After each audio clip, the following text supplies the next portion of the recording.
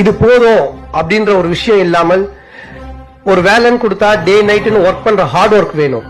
அந்த hard work இருந்தா மட்டும்தான் யாரா இருந்தாலுமே லைஃப்ல ஜெயிக்க முடியும்.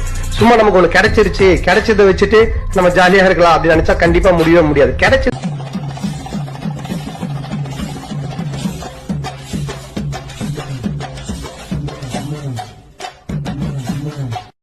சுற்றி நிற்கும் பகைவர்களை வெற்றி கொள்ளும் புலிகள் படை விரைவில் வந்து சேரும் ஒரு சேதி.